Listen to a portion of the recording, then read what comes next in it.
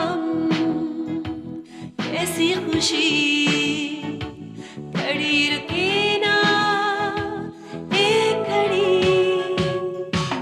एक पल है जिंदगी, एक पल कुछ भी नहीं।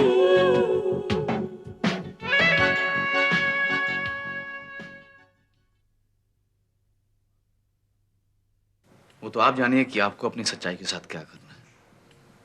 फिलहाल बात यह है कि इतनी रात को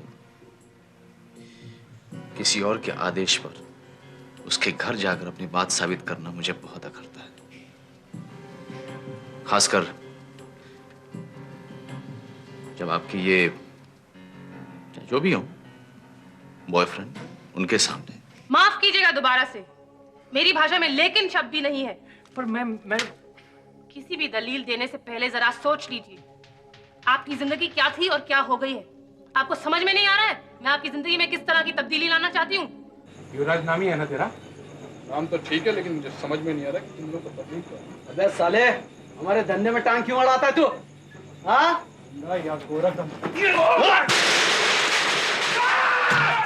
आप गायत्री को नहीं जानते। गायत्री वैसी लड़की नहीं है। इनफैक्ट मेरी खुद उससे बात हुई है और उसने अपने शेयर्स ट्रांसफर करने का वादा किया था। और तो और उस वक्त सुनील और करण मेरे साथ थे वहीं पे। उसने ट्रांसफर ऑर्डर्स पे साइन करके सुनील को दे भी दिया है, मैं जानता हूं। फिर उसका नाम लिस्ट में क्यों नहीं है? पता नहीं, लेकिन जरूर बात कुछ और है। I hope you not trying to tell me कि कोई गलती हो गई है। उसका नाम लिस्ट में नहीं, ऐसा हो नहीं सकता। तुम लोग क्या समझते हो? फंड्स ना देने के उनके पास दसियों तरीके हैं, लेकिन मुझे उनकी नीयत पर भरोसा है। देरी तो वो लोग करेंगे, लेकिन मेरी समझ में ये नहीं आ रहा कि इस देरी से मैं निपटूं कैसे। एकनाथ बाबू, अगर आप बुरा ना माने तो एक बात कहूँ? कहो। उस दिन जो आपकी सखावत से मंझड़प हुई थी, उसकी वजह से वो तरह तरह की बातें करता फिर रहा है। कैसी बातें? भाभी जी, वो कहता फिर रहा है कि एकनाथ बाबू बड़े लोगों की तरफदारी कर रहे हैं और वो रेशम मल्होत्रा के साडू भाई हो गए। एक सियानी बिल्ली खंबा नोच रही है।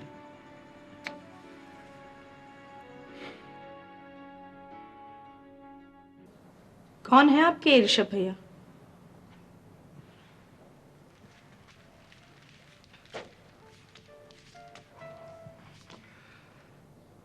हमारी जिंदगी का सार है ये ऋषभ भैया। पहली ही मुलाकात में वो हमारा जान बचाए थे और उसी मुलाकात में हम अपना जान उनके नाम कर दिए थे। पिछले 3 सालन में उनका जिंदगी हमारी जिंदगी से ज्यादा इंपॉर्टेंट हो गया है हमारे लिए। ऋषभ भैया के आने के पहले हम अपना जुर्म का दुनिया में बहुत मगन था। अपराध का तकिया लगाकर सोता और गुनाहों का ख्याल लेके उठता और अपना जिंदगी का बदसूरती को निखारने में बहुत व्यस्त था। जब ऋषभ भैया रूपी आईना हमारी सूरत के सामने आया तो हमका अपना शख्सियत से नफरत हो गया। ये ऋषभ भैया इस शहर में हमारा पहला पुण्य कर्म था। पढ़ा लिखा, खूबसूरत, दौलतमंद नौजवान, मल्होत्रा इंडस्ट्री का मालिक, और हम उजड्ड, गंवार, अनपढ़, जाहिल आदमी। उन्हें हमका अपना सर पे चढ़ाया। हमरा खातिर उनने अपना परिवार से दुश्मनी मोल लिया, झगड़ा किया, पुलिस और कानून से रंजिश मोल लिया। कभी कभी हमका लगता है कि ये हमरे गरीब माँ बाप के पुण्य कर्मों का फल है जो ऋषभ भैया जैसा आदमी हमारा जिंदगी में है। आज उन्हीं का बदौलत हम इतना आजादी से सत्संग लगाए बैठा हूं, वरना कानून तो भूखा शेर के माफिक कब से हमरा शिकार करने के लिए तड़प रहा था।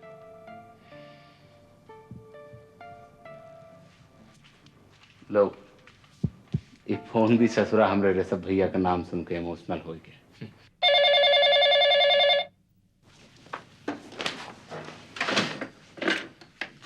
हेलो त्यागी भैया, अनर्थ हो गया। क्या हो गया? युवराज पर जानलेवा हमला हुआ। जिंदा है? अभी तक घाव है, लेकिन ये लेकिन का जिम्मेदारी तुम हम पे छोड़ो। मुरारी तुका जी का ख्याल रख, हम आता हूँ। कब तक ये अभी बता नहीं सकता। पर हुआ कहाँ है? बता बरा। वो ससुरा तिवारी बेलगाम हो गया है। ऊपर सवारी करना पड़ेगा। उनके आदमियों ने युवराज के ऊपर जानलेवा हमला किया। अच्छा ठीक, लेकिन हमका तो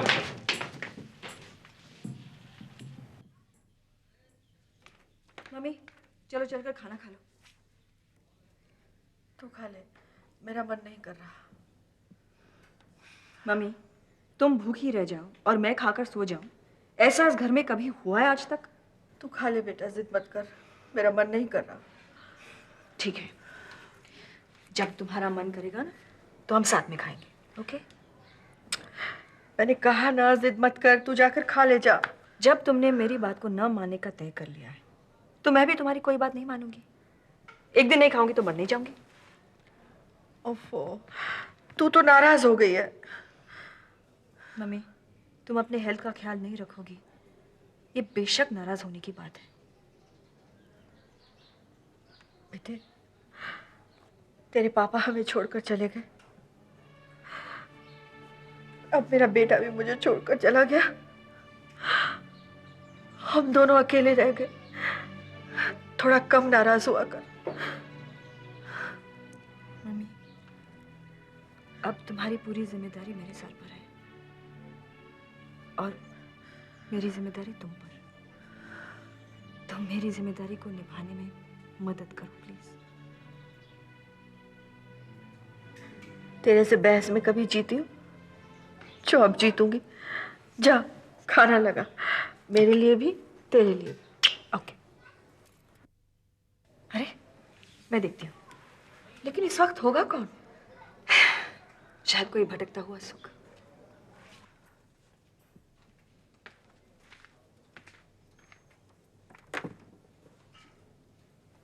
रंजना देवी, आप इस वक्त? परेशानी में दिन रात का होश कहाँ रहता है। आइए बैठिए।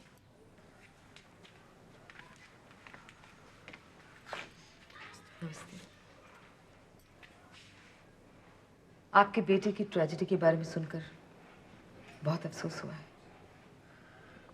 ऊपर वाले के फैसले के आगे कौन कुछ कर सकता है? हंसने को कहता है तो हंस लेते, रोने को कहता है तो रो लेते। कभी कभी ऐसा लगता है कि ऊपर वाला हमारे साथ खेल खेल रहा है। कभी कभी बहुत सारी खुशी दे देता है और कभी कभी हम पे दुख थोप देता है। सच, कितने डरे सहमे रहकर हम जिंदगी गुजारते हैं और जब खुश भी होते हैं तो दिल घबराता रहता है कि ये खुशी भी कब मिट जाएगी। कैसी आपाधापी मचा देता है इंसान जीते जीते और भूल जाता है कि उसकी जिंदगी एक सांस की मोहताज है। मेरी समझ में तो सिर्फ एक बात आ रही है स्वेतलाना, हम सबको करीब एक साथ रहना चाहिए, एक दूसरे का सहारा होना चाहिए। बुरा वक्त पता नहीं कब आ जाए। अब मल्होत्रा इंडस्ट्रीज को ही देख लो, कभी ख्वाब में भी सोचा था कि उसका खात्मा इतनी जल्दी हो जाएगा? कल तक तो मल्होत्रा इंडस्ट्रीज अपना झंडा लहरा रही थी और आज ऐसे लगता है कि मिट्टी में मिलने की नौबत आ गई है। हाँ, लेकिन रंजना देवी, कभी कभी हम जितनी बुरी ख्वाब देखते हैं उतना बुरा भी नहीं होता। मल्होत्रा इंडस्ट्रीज पर उस गैस ट्रेजेडी का काफी बड़ा असर पड़ेगा, लेकिन उसका पूरी तरह खात्मा ऐसा भी नहीं होगा। मैं चलती हूँ। क्यों मम्मी, रुको।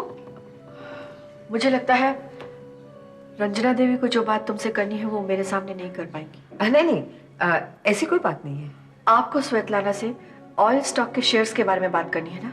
हाँ, लेकिन अगर आप यहाँ बैठेंगी तो। मुझे आपकी इस बात में कोई दिलचस्पी नहीं है, मुझे माफ कीजिएगा।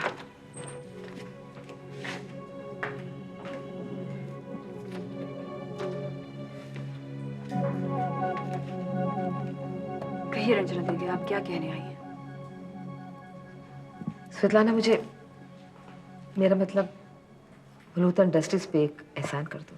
इससे पहले कि आप मांगे, मैं अपने 150 करोड़ के शेयर्स मल्होत्रा इंडस्ट्रीज को देने का फैसला सुनाती हूँ।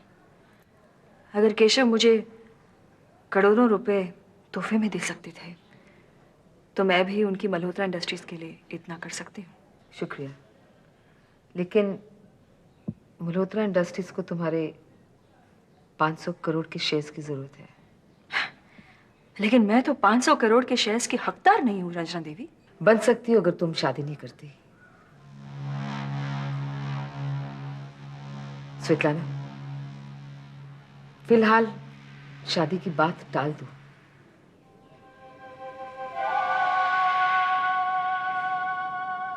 तुम्हारा ये सवाल तो समझ में आ गया, लेकिन उसका सलीका समझ में नहीं आया।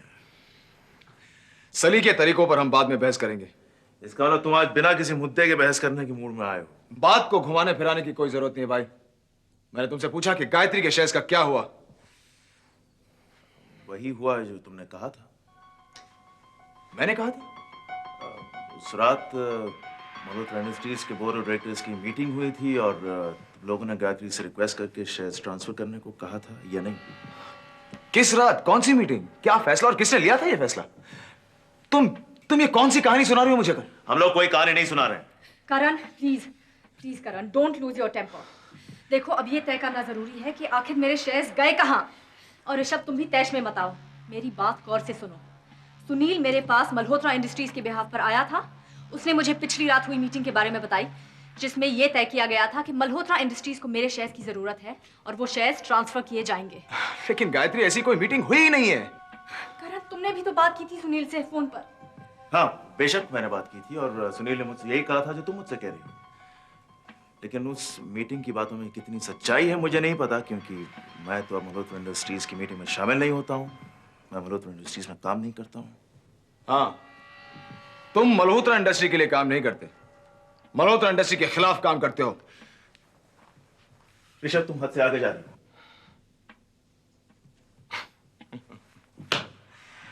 तुम दोनों के बीच में क्या चल रहा है, ये बात मेरी समझ में अब आ रही है। हम लोग लाख कोशिश कर ले, लेकिन तुम कभी भी मल्होत्रा इंडस्ट्री और मल्होत्रा खानदान के अपने हो ही नहीं सकते, क्योंकि तुम दोनों की पैदाइश ही नाजायज है। ऋषभ, तुम्हारी जुबान पर इस तरह के अल्फाज आ गए। मेरी जुबान पे अल्फाज सिर्फ इसलिए आए क्योंकि तुम एक बार फिर अपनी पुरानी हरकतों पर उतारू हो गए हो। Stop it Rishabh. नहीं, ये नहीं रुकेगा। इसकी बददिमागी शुरू हो गई है, इसको दौरे पड़ते हैं, कोई इलाज नहीं है। और तुम तो बहुत शरीफ हो ना। क्या ये झूठ है कि तुम बंबई सिर्फ मल्होत्रा इंडस्ट्री की तबाही के लिए आए थे? साजिशें की, कॉन्स्पिरेसीज रची, एड़ी चोटी का जोर लगा लिया, लेकिन अकेले तुम कुछ नहीं कर पाए। इसलिए आज तुम दोनों मल्होत्रा खानदान की नाजायज औलादें उस सुनील के साथ मिलकर मल्होत्रा इंडस्ट्री को तबाह करना चाहते हो। तुम लोगों से जो बन पड़े कर लो, उसके बाद देखना कि मैं तुम तीनों का क्या हश्र करता हूं।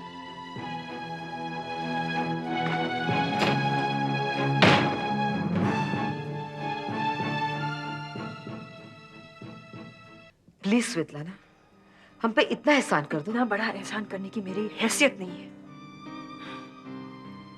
किसी से गुजारिश करने से पहले सामने वाले के बारे में भी सोच लेना चाहिए रंजना देवी, कि वो इतनी बड़ी कुर्बानी दे सकता है या नहीं।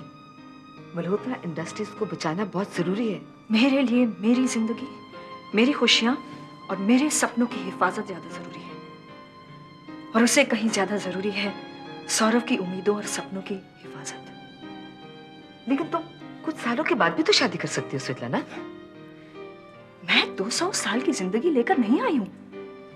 हम सब मिट्टी में मिल जाएंगे, मल्होत्रा इंडस्ट्रीज मिट्टी में मिल जाएगी। आप इस गलतफहमी में मत रहिएगा कि आप या कोई भी मल्होत्रा मुझे मेरे सौरभ से ज्यादा अजीज है। ये वही सौरभ है जिसने अकेले ही मुझे इतना प्यार दिया है कि आप सब लोगों की नफरत की बराबरी की है। याद है मेरे साथ क्या सलूक किया गया था, क्या बर्ताव किया गया था? नहीं दोहराना चाहती ना उन यादों को, तो याद मत दिलाइए। शायद आपकी और मेरे बीच की नफरत खत्म हो गई हो, लेकिन ऐसा भी नहीं है कि मोहब्बत हो गई हो। तो मुझे माफ कीजिए, मैं ये एहसान आप लोगों को मैं नहीं कर सकती हूँ। और हाँ, मेरे 150 करोड़ के शेयर्स हैं ना, ये आपका तोहफा मेरे घर पर रखा है। अब जब भी चाहती हैं आकर ले जाइए।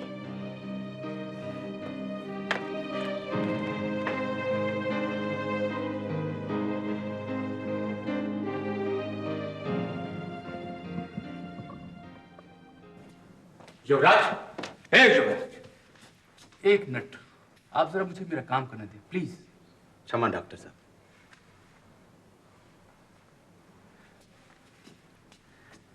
क्या हुआ? अभी कुछ पता नहीं चला, बेहोशी की हालत में युवराज साहब को एक टैक्सी वाला दरवाजे पर छोड़कर और दरवाजे की घंटी बजाकर चला गया। टैक्सी वाला था या कौन और? जाती हुई टैक्सी तो दिखाई दी थी। कोई शरीफ ड्राइवर होगा जो पुलिस के लफड़े में नहीं फंसना चाहता होगा। युवराज पे हमला करके हमरा लफड़े में पड़ना चाहता होगा। ये दवाइयाँ मंगवा लेना। जी। जख्म काफ़ी गहरे हैं, इसलिए इसका बहुत ख्याल रखना पड़ेगा। और मैं कल शाम को आकर फिर टेस्ट कर दूंगा। शुक्रिया डॉक्टर साहब।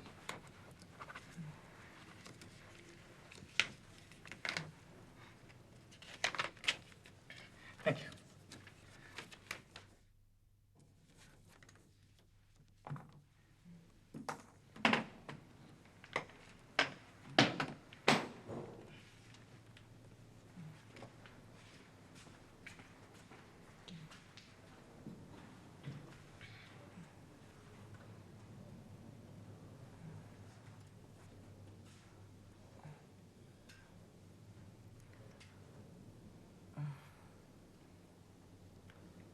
ऐसे खींचे ने पूरा ना तो हम दूंगा ससुराल के धार का। इधर हमारा खून झला जा रहा है, इधर ही बड़े बड़े मुस्कुरा रहे हैं। मुझे कुछ नहीं हुआ। नहीं, हमारा आंखें थोड़ी बटन है, मुंह में दिखता नहीं। ये जो तुम्हारा खून बहा है ना युवराज, ये समझ लो कि सबरा उतर के हमारा आंख में आ गया है। कौन थे वो लोग? पता नहीं त्यागी। कुछ लोग आए, मुझे घेर लिया, कुछ उल्टा सीधा पूछा मेरे सोशल वर्क के बारे में, फिर लाठियां बरसाई और भाग गए। वो ससुर तुमसे भाग कर गए हमरा करीब आने के लिए। मतलब क्यों? तिवारी हमसे मुलाकात का अपना नसीब लिखवा के आया। हम बहुत अच्छे से जानता हूँ कि टुच्चा हरकत वही करवा सकता है, और ये कोई बदनसीबी की शुरुआत का बहाना है। तुम क्या करने वाले हो त्यागी? कसम से युवराज, हम खुद नहीं जानता हूं कि हम क्या करूंगा, लेकिन हम जो भी करूंगा ना, वो ससुर तिवारी 7 जन्म तक याद रखेगा। हनुमंते जी, तुम जाओ और युवराज को उनका घर छोड़ के आओ, और तुम जाए के थाने में रिपोर्ट लिखवा के आओ। हम कल मिलता हूँ।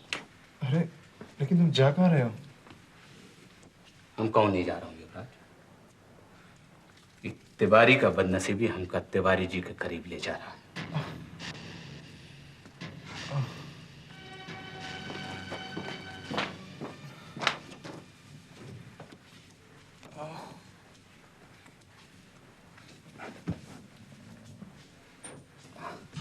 वफा मोहब्बत नफरत प्यार दौलत शोहरत भागम भाग